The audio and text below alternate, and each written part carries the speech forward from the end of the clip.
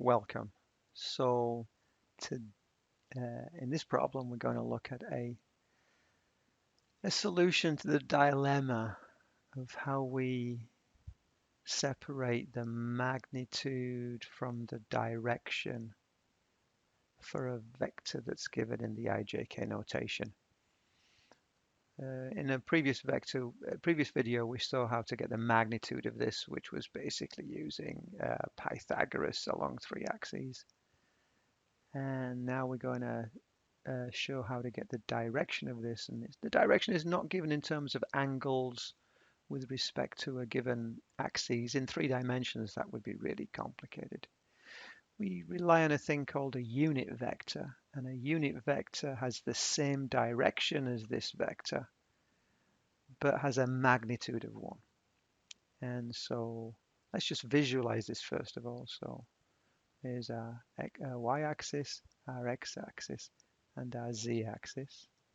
And we had 4 units along the positive x, and then we had minus 2 units along the positive y, along the y-axis, and then we have 3 units along the positive z-axis. So there's my x component vector, and here's my y component vector, and here's my z component vector.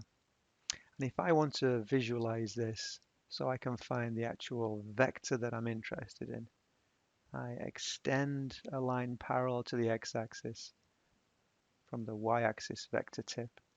I extend a line that's parallel to the y-axis from the x vector tip. That gives me a back wall.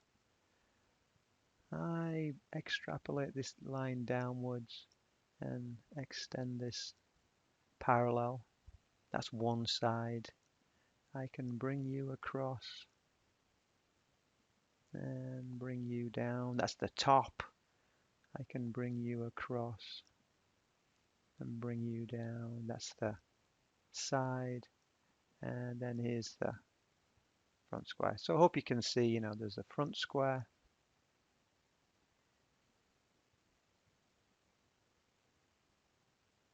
There's the sides and the back. And the actual vector that we're interested in goes from the origin down to there. So that's the vector we're talking about. And we want the same direction as this, but we want the actual vector we quote, the unit vector we quote, as having a magnitude of 1.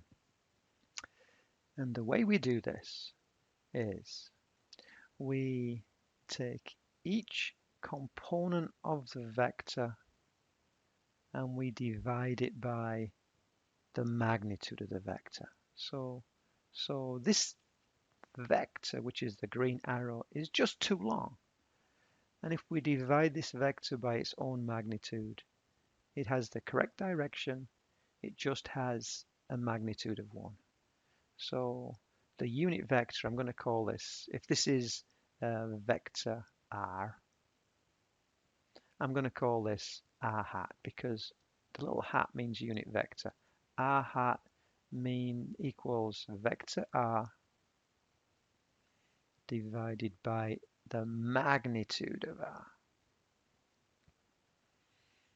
which equals, well, let's write down vector r.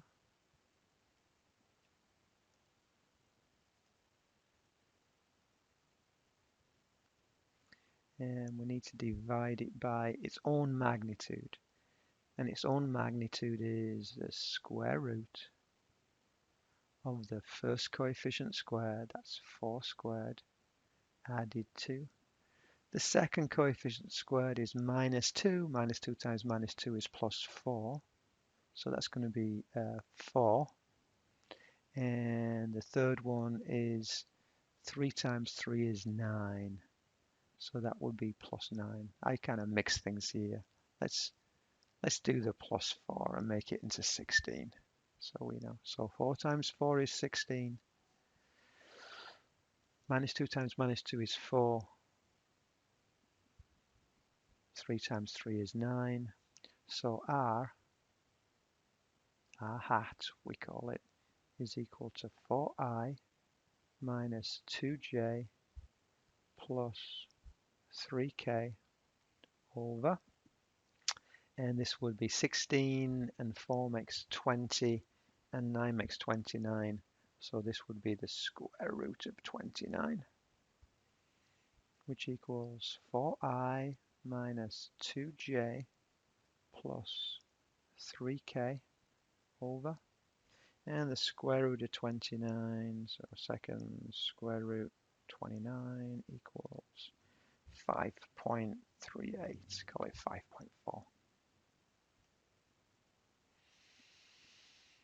So if I want, I can leave it like that, or I could basically work out each term. So I could say this would be 4i over the square root of 29 minus 2j over the square root of 29 plus 3k over the square root of 29, which I could also write as 4 divided by second square root 29 equals 0.74. So this will be 0.74i. Then we have a negative sign, and that will be 2 divided by second square root 29, and that would be 0.37, so that would be 0.37j,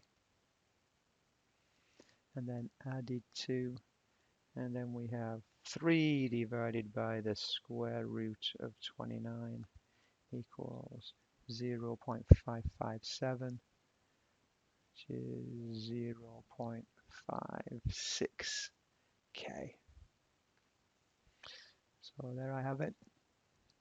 And I look over here and I say plus 0.74 minus 0.37 plus 0.56. It's A.